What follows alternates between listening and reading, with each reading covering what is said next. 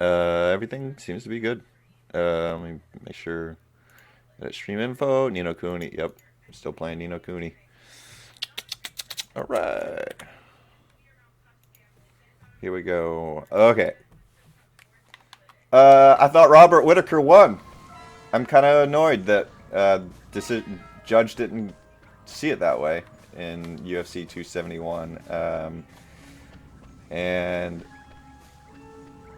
I kind of feel like there's a little bit of unfair judging bias when it comes to grappling, especially people being effective with their grappling,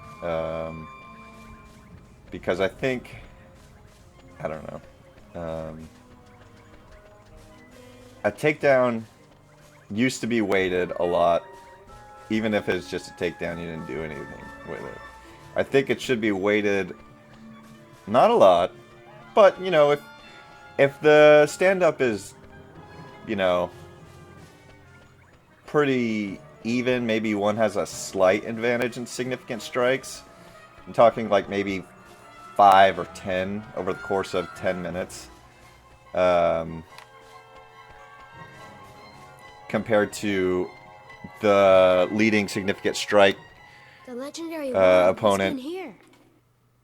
getting a takedown on, I kind of think the person that got the takedown won the round. It's just, I don't know. I don't even know how to say it because I don't really do wrestling or MMA or anything. So this is the legendary wand. Just in appearance, it looks like so the person has control over the fight. Who are you? And it looks effective. Guides the fate of this world. And yes, it was I who summoned you here to this time. Huh? I had I'm gonna pause my thoughts. to bring you here, for in your time.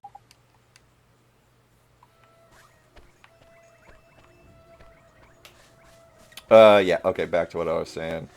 So, I wanted Robert Whitaker to win. Maybe I'm a little bit biased there. Izzy has not put on exciting fights as champion that are convincingly decisive, and I think he learned a lot from the Kevin Gastelum fight. And holy shit, that's loud. Hopefully, it's not too loud. Trying to talk over the music, because Kevin Gastelum actually almost put the hype away with his performance, and for some reason Kevin Gastelum hasn't been able to really string something meaningful together in terms of fighting since he lost to Izzy, and it's unfortunate to see because he was the current champ's best fight. You know, maybe that'll change. I know Oliveira is putting on amazing fights right now. You know, you aren't as good as your last few fights in MMA, as much as the narrative and Twitter buzz seems to maybe suggest that that's how the audience will judge you. Charles Oliveira has proven that you can have a downward slope and make an incredible comeback and become champion and be the guy. I think Khabib would have a hard time fighting Oliveira now. Hell yeah, Zombie's mud-morphable. And I'm not just trying to ride the hype a little bit. It's... Fuck, that's a shitty sword. I'm just trying to say he's made significant improvements to the point where he's defeating guys like Dustin Poirier, and he may be a little overrated just because he has no ground game, but Khabib beat... I don't know, did he fight anybody with very good grappling? I don't know. I haven't looked into it enough to really say. I'm going to stop. But with the amount of weapons that... there we go. Oliveira's current heliotosis. Current disposal, geez. It does... Oh. Hi. I like that. emoji. You're funny. And you're ruining my rant about Oliveira.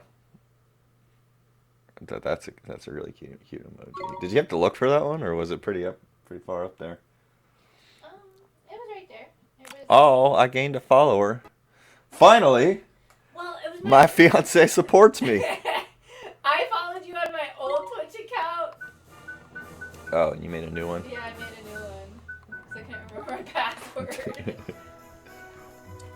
I don't even remember the password to the YouTube that I put all these clips on. I don't remember it at all. Fancy your chances, do you? Yeah, Oliveira has basically a number of weapons at his disposal that would make Khabib and him a competitive fight, and we'll never see it. But I kind of agree with Dominic Cruz's assessment. I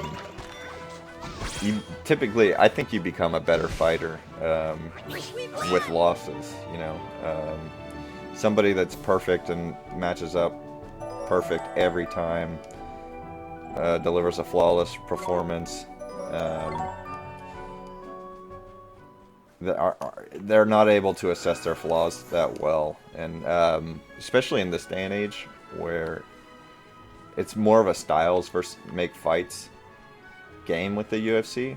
They're looking at not necessarily the most competitive fights, although that is taken into consideration. It does seem like they're looking at stylistically what is an exciting matchup for the fans as well as competitive, and there's a balance there. And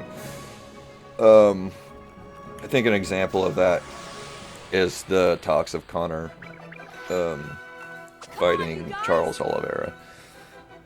It makes no sense from a competitive point of view. Dustin beat Conor 2 out of 3 times. Argument could be made, but the winner was decided, and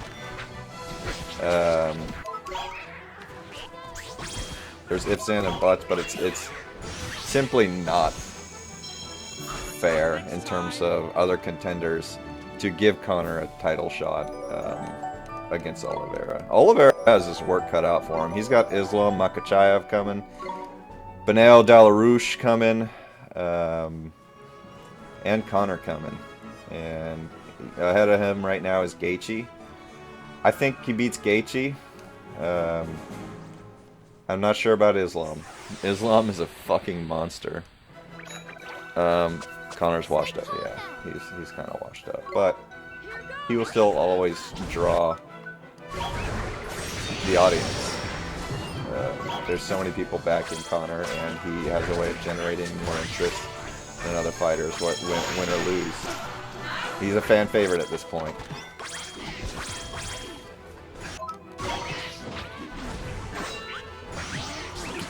I need to make a prediction on Colby Covington and Jorge Masvidal. Stylistically, I think my analysis is definitely not different from probably the majority of opinions out there. Wrestling beats good striking majority of the times, especially high-level wrestling. Good strikers can do enough to keep it on their feet to actually win, or time a knee, or do whatever. And Masvidal is definitely potential good at getting that potential knee delivery. I don't see Colby Covington biting in the same way that Ben Askren did, especially if you look at the start of that fight. Colby, he's trained with Masvidal. He knows him very well. He's watched his moves. I think he knows what he's capable of, and I think he knows where his wrestling's at. And I'm thinking 50-45 Covington. I don't think Covington's putting him away. Darren Till didn't put Masvidal away at all, and I think everybody will agree with me that Darren Till had better striking than Covington, at least with more weight behind it. But Covington has that Nick Diaz volume and pace. which is very fucking hard. Especially if Masvidal didn't train his cardio, like in the first Usman fight.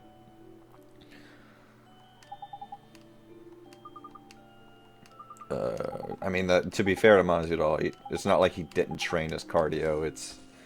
He got the fight on, what, like a week and a half's notice and had to fly across the world to fight him.